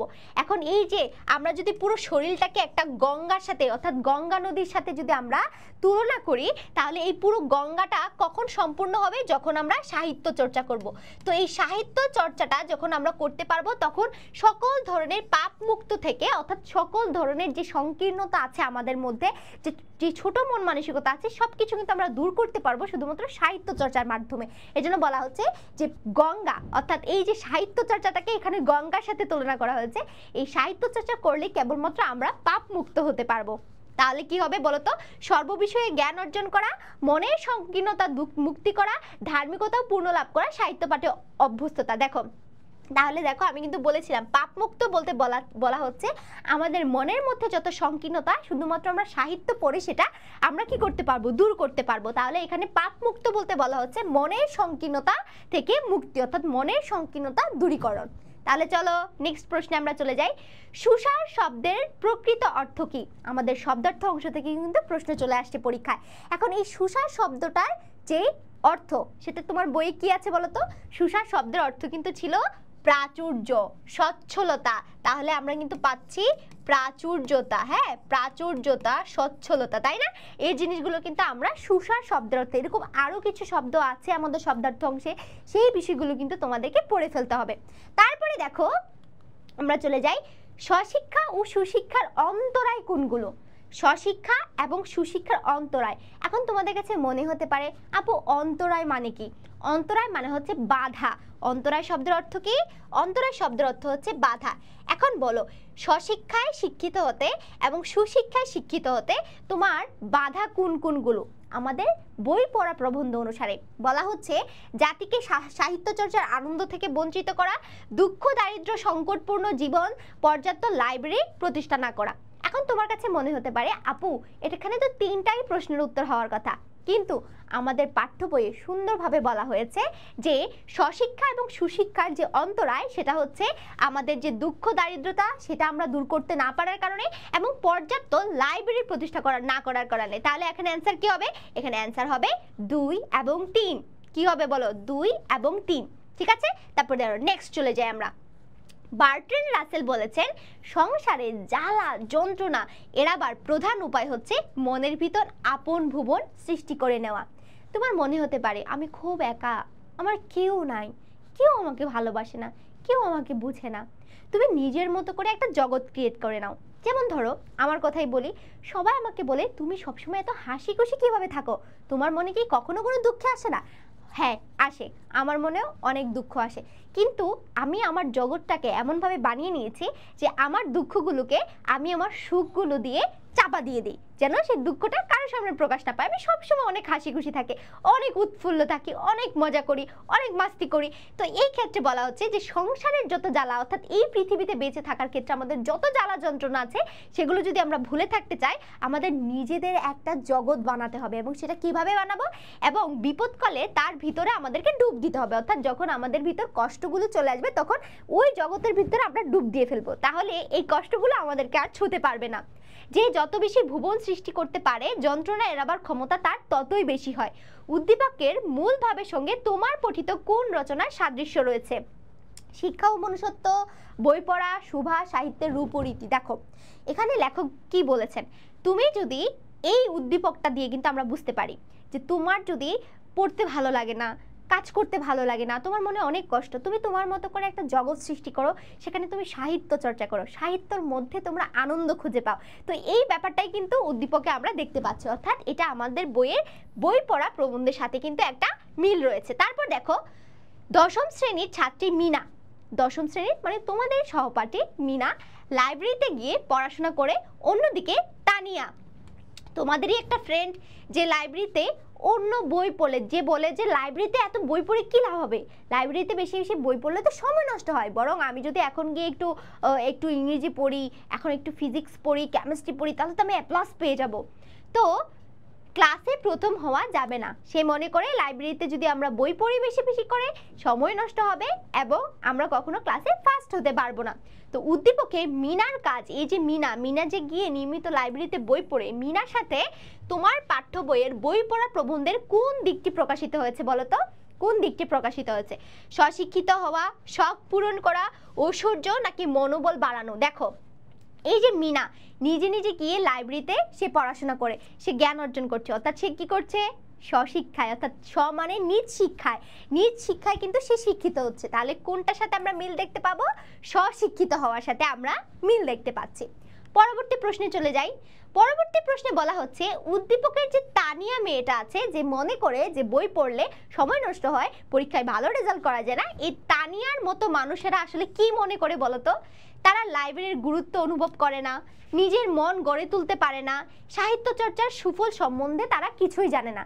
তার মানে এই মিনার মতো এরকম আমাদের সমাজেও অনেক মানুষ আছে যাদের মধ্যে আমরা এই বৈশিষ্ট্যগুলো দেখতে পাই। তাহলে অ্যান্সার কি হবে? অ্যান্সার হবে 1, 2 এবং 3। আচ্ছা বলো তো, এত যে প্রশ্ন সলভ করাচ্ছি তোমার কি ভালো লাগছে নাকি বোরিং লাগছে? আশা করছি বোরিং লাগছে না, কারণ বেশি বেশি প্রশ্ন সলভ করলে আমরা টপিকটা সম্পর্কে আরো বেশি বেশি ক্লিয়ার হয়ে যাব। বই পড়ার প্রবন্ধের লেখক লাইব্রেরিকে হাসপাতালের উপরে স্থান কেন দিয়েছিলেন বলো তো? কেন দিয়েছিলেন? হাসপাতালের উপরে স্থান দিয়েছেন একটা লাইব্রেরিকে, কেমন হাস্যকর মনে হচ্ছে না ভাই? হাসপাতালের উপরে কি আর কিছু হতে পারে? দেখো, মানসিক সুস্থতার জন্য, শারীরিক সুস্থতার জন্য, উচ্চশিক্ষা অর্জনের জন্য, জ্ঞানে বড় হওয়ার জন্য। দেখো আমরা যদি মানসিকভাবে শান্তি পেতে চাই, মানসিকভাবে সুখ পেতে চাই, আনন্দ পেতে চাই, মনটাকে ভালো রাখতে চাই, অর্থাৎ মানসিক সুস্থতার জন্য কিন্তু আমাদের লাইব্রেরির গুরুত্ব অপরিসীম, অর্থাৎ হাসপাতালের চেয়ে এটাকে আমরা বড় করে দেখতে পারি, তাই না? তাহলে চলো নেক্সট চলে যাই। আমাদের শিক্ষাই আমাদেরকে নির্জীব করেছে, এ কথা দ্বারা কি বোঝানো হয়েছে বলতো? এই যে আমাদের যে শিক্ষাটা, সেটা আমাদেরকে একদম নির্জীব করে ফেলছে। সারাদিন বই পড়তে পড়তে পড়তে পড়তে আমাদের আর কিচ্ছু ভাল লাগে না। এটার কারণ কি? আমাদের শিক্ষা পদ্ধতির ত্রুটিপূর্ণ। বই পড়লে মানুষ নিষ্কর্মা হয়ে যায়, বই পড়ার প্রত্যক্ষ আয়ের ব্যবস্থা নেই, আমাদের পাঠচর্চার অভ্যাস নেই। আমরা কেন এই শিক্ষার কারণে আমরা কেন নির্জীব হয়ে যাচ্ছি? কারণ আমাদের শিক্ষাটাই একটা ত্রুটিপূর্ণ শিক্ষা। এই যে কয়েকদিন আগে দেখো শুধু ডিম ভাজি শেখাচ্ছিল, ডিম ভাজি করা, ঘর গোছানো, হ্যাঁ, তারপরে কি সব পরীক্ষা হয় না, কিচ্ছু না। এখন এগুলো না হলে কি আমাদের পড়াশোনা হবে? এই যে দেখো আমাদের শিক্ষা পদ্ধতির এই ত্রুটিটার জন্যই কিন্তু আমরা নির্জীব হয়ে যাচ্ছিলাম, তাই না? এই যে দেখো স্টুডেন্টরা সারাদিন ফোন নিয়ে ব্যস্ত হয়ে গেছিল, এখন ওরা সব কিছু ফোনের মাধ্যমে পাইতো, সব কিছু ওদের ফোনের মাধ্যমে সলভ করা লাগে, গুগলে গিয়ে সার্চ দিলে ওরা অ্যান্সার পেয়ে যেত। তো ওরা কিন্তু সবাই নির্জীব হয়ে গিয়েছিল, পড়াশোনা করতো না কেউ। তো এই যে নির্জীব হয়ে যাওয়ার পিছনে প্রধান কারণটা কিন্তু ছিল আমাদের যে শিক্ষা পদ্ধতিটা সেটা, ঠিক আছে? তারপরে দেখো বই পড়ার প্রবন্ধে তৎকালীন স্কুল কলেজের শিক্ষাকে মারাত্মক বলার কারণটা কি বলতো? কেন মারাত্মক বলা হতো তৎকালীন সময়ে? এই যে শিক্ষা ব্যবস্থাটা ছিল এটাকে মারাত্মক কেন বলা হতো? মুখস্থ বিদ্যার চর্চায় উৎসাহিত করতে বলে, সুশিক্ষিত হবার সুযোগ দিত না বলে, কেবল পাশ করতে উদ্বুদ্ধ করতে বলে, নাকি স্বশিক্ষায় শিক্ষিত হবার শক্তিটা নষ্ট করে দিত? এই মারাত্মক বলার পিছনে প্রধান কারণ ছিল স্বশিক্ষায় যে আমরা শিক্ষিত হব সেটার যেই ফুলটা, কুড়িটা, সেটাকেই তারা নষ্ট করে দিত। তারা সারাদিন আমাদেরকে বলতো মুখস্থ করো, মুখস্থ লিখো, তাইলেই ভালো নাম্বার পাবা। অর্থাৎ নিজে নিজে পড়ে বিশ্লেষণ করে সৃজনশীল লিখলে যে আমরা ভালো মার্ক পেতে পারবো সেটা কিন্তু আমাদের শিক্ষকরা আমাদেরকে পড়াতেন না। তো এই জন্য তখনকার সময়ে শিক্ষা ব্যবস্থাটাকে মারাত্মক বলা হতো। তাহলে স্বশিক্ষায় শিক্ষিত হবার যে শক্তিটা সেটা নষ্ট করে দিত বলে। ক্লিয়ার তোমাদের কাছে? নেক্সট প্রশ্নে আমরা চলে যাই। বই পড়ার প্রবন্ধের আলোকে শিক্ষা সম্পর্কে আমাদের বিশ্বাস কোন ধরনের বলতো? আমাদের মা বাবারা কিন্তু বলে যে লেখাপড়া করে যে গাড়ি ঘোড়া চলে এসে। এখন আমরা কিন্তু ছোটবেলা থেকে শিখে আসতেছি আমি যদি বেশি বেশি পড়াশোনা করি তাহলে আমি একটা গাড়ি কিনতে পারবো, একটা বাড়ি কিনতে পারবো, একটা ঘোড়া কিনতে পারবো, তাই না? তো এই যে দেখো আমরা ছোটবেলা থেকেই বিশ্বাস করি যে পড়াশোনা করলে আমরা অনেক অনেক টাকা পেয়ে যাব, তাই না? কিন্তু আসলে কি তাই? দেখবা এই মাস্টার্স কমপ্লিট করে আসে, বড় বড় ডিগ্রি নিয়ে আসে, বেকার বসে আছে, তারা কোনো কাজ পাচ্ছে না। বরং তুমি যদি স্বশিক্ষায় শিক্ষিত হও, যেমন ধরো আমি সবাইকে পড়াইতে পারি, আমি এই স্কিলটাকে কাজে লাগিয়ে এখন কিন্তু আমি তোমাদেরকে পড়াচ্ছি এবং আমার কর্মসংস্থান হয়ে গেছে, আমি কিন্তু টাকা পয়সাও ইনকাম করতে পারতেছি। তো তোমার যখন এরকম একটা স্কিল থাকবে, একটা দক্ষতা থাকবে, তুমি যে কোনো জায়গায় গিয়ে সেটা অ্যাপ্লাই করতে পারবা। তো আমাদের মা বাবারা ছোটবেলা থেকে বলে যে শুধু পড়াশোনা করলেই তুমি ভালো করতে পারবা না, তুমি ভালো ছবি এঁকেও অর্থ উপার্জন করতে পারবা, তুমি কাউকে পড়িয়ে অর্থ উপার্জন করতে পারবা, তুমি গান গিয়ে অর্থ উপার্জন করতে পারবা, তুমি কি তোমার যে শৈল্পিক গুণ সেগুলো দিয়ে তুমি অর্থ উপার্জন করতে পারবা, যে কোনো কাজ করে তুমি অর্থ উপার্জন করতে পারবা। তো বই পড়া প্রবন্ধের আলোকে শিক্ষা সম্পর্কে আমাদের ধারণা কি ছিল বলতো? অর্থপ্রাপ্তি, অর্থাৎ আমরা পড়লেই গাড়ি ঘোড়া কিনে ফেলতে পারবো, সেটাই ছিল আমাদের মূল লক্ষ্য। তারপরে দেখো, একটি লাইব্রেরির বার্ষিক সভায় পঠিত হয়েছিল নিচের কোন প্রবন্ধটি? আমরা জানি প্রমোদ চৌধুরীর বই পড়া প্রবন্ধটি হচ্ছে একটি লাইব্রেরির একটা বার্ষিক প্রতিষ্ঠা সভা ছিল, সেই সভায় প্রথম পড়া হয়েছিল এই গল্পটা। তাহলে আমরা বলবো কি বলতো, বই পড়া। ক্লিয়ার? তারপরে দেখো, ডাক্তার অসীম হচ্ছে চিকিৎসা বিষয়ক কয়েকটি বই কিনতে দোকানে গিয়েছিলেন। বই কেনার পর দোকানদার তাকে ভালো ভালো কিছু কবিতার বই দেখান, কিন্তু ডাক্তার অসীম বলেন এই বই পড়ে সময় অপচয় মাত্র। উদ্দীপকের ডাক্তার অসীমের মতে যেই জিনিসটা তার মধ্যে আমরা দেখতে পাই, কি দেখতে পাই, সে বলতেছে যে ধুর, কবিতার বই কি পড়বো, কবিতার বই পড়লে তো সময় নষ্ট হবে। তাহলে তার মধ্যে আমরা দেখতে পাই শিক্ষার ফল হাতে হাতে পাওয়া যায় না। আমরা জানি শিক্ষার ফল হাতে হাতে পাওয়া যায়। আমি যদি ভালো করে পড়াশোনা করি তাহলে আমি একটা ভালো জায়গায় যেতে পারবো। শিক্ষার ফল কিন্তু আমরা হাতে নাতেই পেতে চাই, তাহলে এটা হবে না, কারণ এখানে ভুল বলছে। কেউ স্বেচ্ছায় বই পড়লে আমরা তাকে নিষ্কর্মা দলে ফেলে দেই।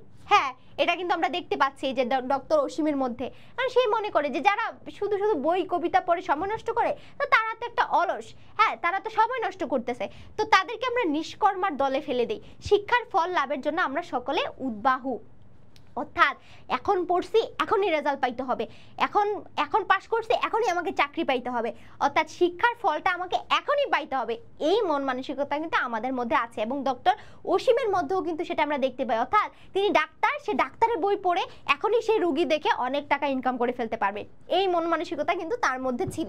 তাহলে উদ্দীপকের এই ব্যক্তির সাথে কিন্তু আমরা মিল দেখতে পাই। কি বলতো, অ্যান্সার কি হবে? 2 এবং 3-এর। বরিশালের বিখ্যাত দার্শনিক আরজালি মাতুব্বর, তিনি পেশায় ছিলেন একজন কৃষক। তার প্রাতিষ্ঠানিক শিক্ষা ছিল না থাকলেও তিনি কিছু সাহিত্যকর্ম রেখে গেছেন যা দর্শন শাস্ত্রের বড় বড় পণ্ডিতরাও পারেননি। বাহ, দেখো, একজন কৃষক এমন কিছু বই লিখে গেছেন যার কোনো প্রাতিষ্ঠানিক শিক্ষা ছিল না, হয়তো টুকটাক তিনি পড়াশোনা করতে পারতেন, সেই মানুষটা এমন কিছু বই লিখে গেছেন যেটা বর্তমানে দর্শন শাস্ত্রে বড় বড় পণ্ডিতরাও কিন্তু সেটা লিখতে পারেন না। তাহলে উদ্দীপকের ভাবটির সাথে তোমার পঠিত কোন প্রবন্ধের মিল আছে? আমরা জানি, দেখতেই পাচ্ছি, বই পড়া প্রবন্ধের একটা মিল দেখতে পাচ্ছি, তাই না? তাহলে বরিশালের এই বিখ্যাত দার্শনিকের সাথে আমরা এই উদ্দীপকের ভাবটির সাথে নিজের কোন উক্তির জন্য প্রযোজ্য বলতে পারবো বলতো? আমরা বলবো, কারণ তাকে দেখতেই পাচ্ছি সে কোনো প্রাতিষ্ঠানিক শিক্ষা অর্জন করে নাই, সে নিজে নিজে শিখেছে, তার মানে সুশিক্ষিত লোক মাত্রই স্বশিক্ষিত। তাহলে সুশিক্ষিত লোক মাত্রই স্বশিক্ষিত, এই লাইনের সাথে কিন্তু আমরা মিল দেখতে পাচ্ছি। বই পড়া প্রবন্ধে আত্মরক্ষা ও অকর্তব্য নয়। দেখো, এই কথাটা একটু বোঝার চেষ্টা করো। বই পড়ার প্রবন্ধে বলা হয়েছে আমাদের আত্মরক্ষা, অর্থাৎ আমাদের নিজেকে রক্ষা, আমাদের মনটাকে রক্ষা করা, আমাদের যে মনটা আছে সেটাকে রক্ষা করা অকর্তব্য নয়, মানে হচ্ছে অবশ্যই আমাদের কর্তব্য। ঠিক আছে? তাহলে এখানে আত্মরক্ষা বলতে কি বোঝানো হয়েছে মনে তো? নিজেকে রক্ষা করা, পেটের ক্ষুধা নিবৃত্তি করা, মনের চাহিদা পূরণ করা, নাকি যথার্থ শিক্ষিত হওয়া? যে তোমাকে রক্ষা বলা হয়েছে সেটা হচ্ছে নিজের মনটাকে রক্ষা করা, নিজের মনকে ভালো রাখা। তাহলে উদ্দীপকে হবে মনের চাহিদা পূরণ। কি হবে উত্তর? মনের চাহিদা পূরণ। তারপর চলো নেক্সট চলে যাই। বই পড়া প্রবন্ধটি কোন গ্রন্থ থেকে সংকলিত হয়েছে? এটা কিন্তু আমরা আমাদের পাঠ পরিচিতির একটা অংশ থেকে প্রশ্নটা দেখতে পাচ্ছি যে বই পড়া প্রবন্ধটি নেওয়া হয়েছে যে প্রমোদ চৌধুরীর প্রবন্ধ সংগ্রহ যে গ্রন্থটা আছে সেই গ্রন্থ থেকে কিন্তু নেওয়া হয়েছে। তারপরে চলে যাই। বই পড়া প্রবন্ধে প্রাবন্ধিক কি সমালোচনা করেছেন বলতো? আমাদের বর্তমান যে শিক্ষা ব্যবস্থাটা আছে সেটা যে ত্রুটিপূর্ণ সেই বিষয়টা নিয়ে কিন্তু প্রমোদ চৌধুরী আলোচনা করেছেন। তাহলে কি হবে উত্তর বলতো?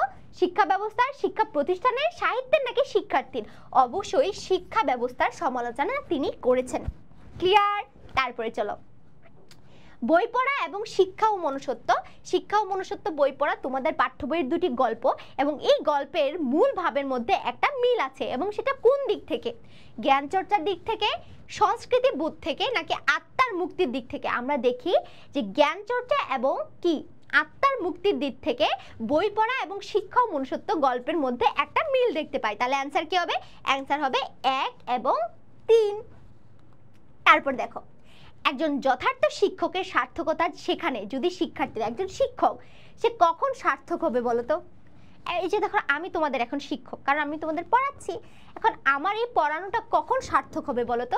যখন তুমি খেলাধুলায় উন্নতি করতে পারবে তখন না, কারণ আমি তো তোমাকে খেলাধুলার জন্য বলছি না, আমি তোমার আত্মাকে উদ্বোধিত করছি যে হ্যাঁ তোমরা পড়াশোনাও করবা, পাশাপাশি সাহিত্য চর্চাও করবা। এটা কিন্তু আমি তোমাদেরকে শিখাচ্ছি, এবং তোমরা যদি সেটা করো তখন আমার পড়ানোটা সার্থক হবে। অন্তর্নিহিত প্রচ্ছন্ন শক্তিকে জাগ্রত করা। এই যে ধরো আমি তোমাদেরকে বলছি না যে তোমরা বই পড়বে এবং সাহিত্য চর্চা করবে, তাহলে তোমাদের এই সংকীর্ণ মনটা অনেক বড় হবে এবং তোমরা সবার সাথে মিশতে পারবা, কথা বলতে পারবা, সবার সাথে নিজেকে তাল মিলিয়ে চলতে পারবা। তো এই জিনিসগুলোকে কিন্তু তোমার ভিতরে, এগুলো কিন্তু এরকম চোখ বন্ধ করে ঘুমায় আছে, কিন্তু আমি যখন বলতেছি এরা আস্তে আস্তে আস্তে আস্তে এরকম করে খুলতেছে, অর্থাৎ তোমার ভিতরের যে প্রচ্ছন্ন শক্তিটা আছে সেটা জাগ্রত হচ্ছে। যদি সেটা আমি জাগ্রত করতে পারি তখন আমার পড়ানোটা সার্থক হবে। তাহলে অ্যান্সার কি হবে? অ্যান্সার হবে 2 এবং 3। অর্থাৎ আত্মাকে যদি উদ্বোধিত করতে পারি এবং তোমাদের অন্তর্নিহিত, তোমার মনের ভিতর যে প্রচ্ছন্ন শক্তি আছে সেটাকে যদি আমি জাগ্রত করতে পারি, তবেই একজন শিক্ষকের পড়ানোটা সার্থক হয়ে থাকে। কোন শক্তির বলে শিষ্য নিজের মন নিজে গড়ে তোলে বলো তো? একজন মানুষ কখন, শিষ্য মানে হচ্ছে আমাদেরকে বলতেছে আর কি, শিক্ষার্থীরা নিজের মনকে নিজে গড়ে তোলে কিভাবে বলো তো? আত্মার মাধ্যমে, গুরুর মাধ্যমে, সাহিত্যের মাধ্যমে, নাকি ডেমোক্রেসির মাধ্যমে? কিভাবে, কোন শক্তির বলে শিষ্য নিজের মন নিজে গড়ে তোলে? যখন শিষ্য তার নিজের আত্মাটাকে গড়ে তুলতে পারে তখনই কিন্তু তার নিজের মনও সে নিজে গড়তে পারে। নেক্সট দেখো, শিক্ষা কেউ কাউকে দিতে পারে না, কারণ কি বলতো? আচ্ছা, আমি যে জিনিসগুলো পড়েছি সেটা কি তোমরা নিতে পারবা? পারবা না। তুমি যে জিনিসগুলো পড়েছো সেটা কি আমি কেড়ে নিতে পারবো? একদমই পারবো না। কিন্তু কেন বলতো? কারণ চর্চার বিষয় বলে, অর্জনের বিষয় বলে, অধ্যয়নের বিষয় বলে, নাকি অনুশীলনের বিষয় বলে? অ্যান্সার কি হবে তোমরাই বলো। তাহলে অ্যান্সার হবে অর্জনের বিষয়, কারণ শিক্ষা আমাদেরকে অর্জন করতে হয়, আর এই অর্জিত জিনিস কেউ কাউকে কখনো দিতে পারে না। ঠিক আছে, তারপরে চলো নেক্সট চলে যাই। যে জাতি মনে বড় নয় সে জাতি জ্ঞানেও বড় নয়, এই উক্তিটি কার? এটা দেখি, এটা বই পড়া প্রবন্ধের একটি লাইন, এবং বই পড়া প্রবন্ধটি লিখেছেন প্রমোদ চৌধুরী, অর্থাৎ এই উক্তিটি প্রমোদ চৌধুরীর লেখা একটি লাইন। ঠিক আছে, এবং পিছনে দেখতেই পাচ্ছ আমরা দেখতে দেখতে এতগুলো প্রশ্ন সলভ করে ফেললাম, অর্থাৎ দেখতে দেখতে আমরা আমাদের পড়ানোর শেষ পর্যায়ে চলে আসছি। আশা করছি তোমরা এই অধ্যায়টা সম্পূর্ণ বুঝতে পেরেছো, এবং এই অধ্যায় নিয়ে যদি তোমাদের কোনো ধরনের কনফিউশন থাকে অবশ্যই কিন্তু কমেন্ট বক্সে জানিয়ে যাবে, এবং বন্ধুদেরকে মেনশন দিয়ে দেবে, মেনশন দিয়ে বেশি বেশি পুরস্কার পেয়ে যাবে, তাই না? তাহলে সবাই ভালো থাকো, সুস্থ থাকো। নেক্সট আরেকটা ইম্পর্টেন্ট ক্লাসে তোমাদের সাথে আবারও দেখা হবে। আল্লাহ হাফেজ, আসসালামু আলাইকুম।